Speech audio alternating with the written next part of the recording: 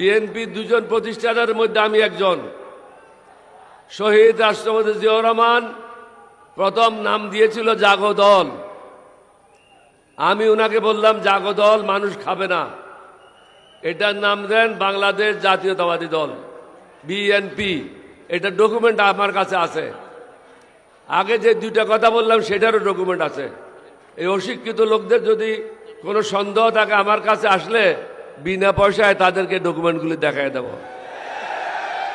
আমি কেন চলে আসলাম নিজের হাতে গড়া পার্টিকে ছেড়ে?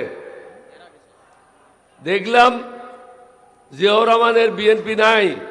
জিয়াউর রহমানের বিএনপির সময় বাংলাদেশের সেরা লোকগুলি আমরা দলে নিয়েছিলাম।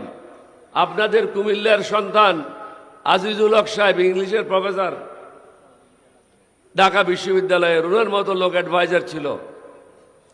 কিন্তু জিয়াউর রহমানের মৃত্যুর পরে আস্তে আস্তে অধঃপতনের দিকে যেতে লাগলো। বেগম জিয়ার সময় এসে আমরা কিছু থামাইয়ে দিলাম, কিন্তু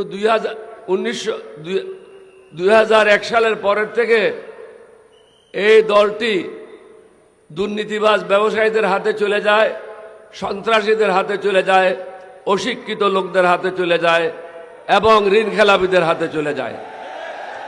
এটার আমি প্রতিবাদ করেছিলাম, কিন্তু আমার কথা শুনে নাই। তখন আমি চিন্তা করলাম আমার কথা যখন শুনে নাই আমাকে এই বিদায় নিতে হবে।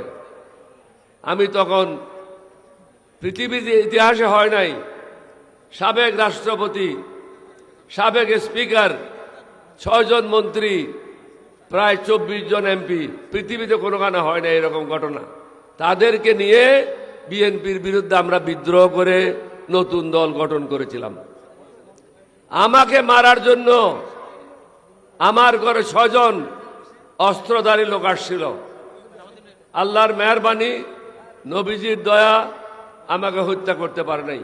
আমার লাইফের উপরে এই যাবৎ 6 বার অ্যাটেম্প নেওয়া হয়েছে, কিন্তু কুত্তাদের গুলিতে আমি কখনো মরব না।